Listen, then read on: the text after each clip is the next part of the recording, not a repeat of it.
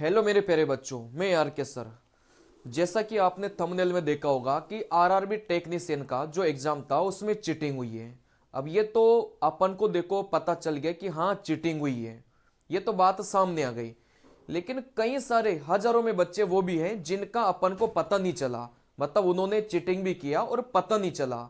ये बच्चे तो वो थे जो पकड़ में आ गए, तो ये तो मीडिया में आ गई, अखबार में आ गई, अपन को पता चल गया। लेकिन हजारों में कई सारे बच्चे वो भी हैं जो चीटिंग करके पास हो जाएंगे और अपन को उनके बारे में कुछ भी पता नहीं चला। ये आप मानते हैं कि नहीं मानते? कमेंट बॉक्स में कमेंट करके बताइएगा। देखो मामला कहां पर है, मामला कहां कहां है, देखो मामला कहां कहां है। देखो यार, मतलब ब्लूटूथ डिवाइस को छुपाकर भी कहां पर लेकर आए थे, अंडरवियर में। चलिए देखो, यहां से अगर मैं बात करूं, आरआरबी टेक्नीशियन का एग्जाम था, अंडरवियर में छुपाकर ब्लूटूथ डिवाइस को लेकर आए थे। और अंडरवियर में लेकर तो आए थे, लेकिन उनकी कलाकारी देखो। जो डिवाइस थी उसके ऊपर उन्होंने ऐसे कार्बन को लपेट लिया। अब कार्बन को उन्होंने लपेट लिया तो वो जो आपकी वो चेक करने वाली डिवाइस होती है ना, जब आप एंट्री मारते हैं उसमें वो डिटेक्ट नहीं होती। अब यार सरकार के पास में क्या इतनी भी टेक्नोलॉजी नहीं है क्या कि कोई बंदा ब्लूटूथ छुपा कर ला रहा है और पता ही नहीं चल पा रहा? ये जो बच्चे पकड़े गए हैं ये मेन गेट पर नहीं पकड़े गए, ये एग्जाम सेंटर के अंदर जो बाथरूम होता है वहां पर पकड़े गए हैं। मतलब आप एक बात बताइए, जो मेन एंट्री होती है, भाई ऐसी ऐसी डिवाइसेज, ऐसी टेक्नोलॉजी तो होनी चाहिए ना कि कोई भी अगर ऐसी ब्लूटूथ डिवाइसेस लेकर आए तो वहीं पकड़ा जा सके। लेकिन वहां से निकाल दिया, दूसरे चेकिंग में भी निकाल दिया। जब एग्जाम, जो अपना एग्जाम होता है कमरा, उस कमरे के अंदर वो बैठे, लेकिन वो पकड़ में क्यों आए? पता है पकड़ में क्यों आए? कि उनकी जो डिवाइस थी ना, उनकी जो ब्लूटूथ डिवाइस थी उसको चालू नहीं कर पा रहे थे वो। क्यों? क्योंकि ऊपर तो क्या लपटा हुआ था, कार्बन लपटा हुआ था। अब चालू नहीं कर पा रहे, चालू करने के लिए वो कहां पर जाएंगे? भाई ओपनली तो चालू कर नहीं सकते है ना।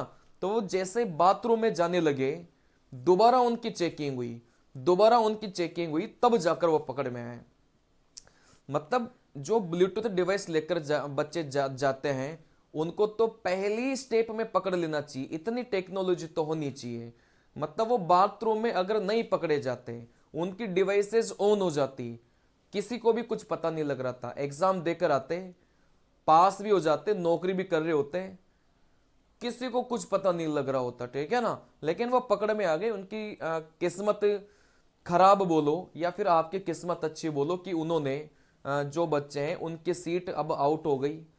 लेकिन कई सारे बच्चे ऐसे हैं यार जो मतलब चीटिंग भी कर लेते हैं और किसी को कुछ पता नहीं चलता। ये मामला है आनंद जयपुर इंजीनियरिंग कॉलेज, संकरा institute of technology, Arya institute of technology. ये सारे के सारे जो आपके सेंटर है ना, वो जयपुर के सेंटर हैं। ये जो सेंटर हैं तीनों के तीनों, ये कहाँ के सेंटर हैं? ये जयपुर के सेंटर हैं। अब देखो यहां से तो अपन को पता लग गया कि हाँ यहां पर चीटिंग हुई है। मतलब चीटिंग तो नहीं, पकड़ में आ गए। लेकिन ऐसे कई सारे सेंटर हैं जहां पर चीटिंग हो भी जाती है और पता भी नहीं चल पाता। आप मानते हैं कि नहीं मानते? भाई वैसे ही सीटें कम देती है रेलवे और उसमें भी चीटिंग होती है, तो फिर आपका पढ़ना और ना पढ़ना तो बेकार है। क्योंकि कट ऑफ जो ज्यादा हाई जाती है ना, वो ऐसे नहीं जाती पढ़ने वालों की वजह से, वो हमेशा चीटिंग करने वालों की वजह से जाती है कट ऑफ हाई। क्योंकि कई सारे बच्चे ऐसे होते हैं जो चीटिंग के दम पर पास होते हैं और उनके नंबर भी अच्छे आते हैं, क्योंकि चीटिंग करते हैं तो नंबर तो आएंगे से अच्छे। जब नंबर अच्छे आते हैं तो वो कट ऑफ को बढ़ा देते हैं, पढ़ने वाला बच्चा मर जाता है। तो मैं इस सरकार से एक गुजारिश करना चाहूंगा, अगर मेरी बात पहुंचती है तो, कि ऐसी कुछ टेक्नोलॉजी पर काम करे, क्योंकि ये एग्जाम तो खत्म नहीं होंगे। भाई अगर लोगों को रोजगार देना है, अपन को गवर्नमेंट डिपार्टमेंटों को चालू रखना है, तो एग्जाम तो लेना पड़ेगा। और ये सालों साल लग जाएगा प्राइवेटाइजेशन होने में, अभी इतना जल्दी प्राइवेटाइजेशन नहीं हो रहा। तो मैं आपसे, सरकार से मैं यही अनुरोध करना चाहूंगा कि ऐसी डिवाइसेस पर काम किया जाए, ऐसे इंजीनियर्स को पकड़ा जाए जो कि इन डिवाइसेस पर काम करे और पहली स्टेप में पकड़ लिया जाए। मतलब बाथरूम तक तो जाना ही नहीं चाहिए, जो मेन गेट पर एंट्री होती है वहीं पर पकड़ में आ जाइए ना यार। भाई इलेक्ट्रॉनिक डिवाइस लेकर जा रहा था तो इलेक्ट्रॉनिक डिवाइस तो पकड़ में आ जानी चाहिए। और इन 3 सेंटर पर जैमर भी नहीं लग रहा था। देखो जैमर क्या होता है कि जैमर एक तरीके से टावर होता है, इस टावर के आसपास में अगर कोई भी ब्लूटूथ डिवाइसेस हैं तो वो ऑटोमेटिक पकड़ में आ जाती है। लेकिन इन सेंटर पर जैमर भी नहीं लगा हुआ था। देखो मतलब लापरवाही भी कितनी है। उन सेंटर को गवर्नमेंट ने पास कर दिया जिन पर जैमर नहीं था।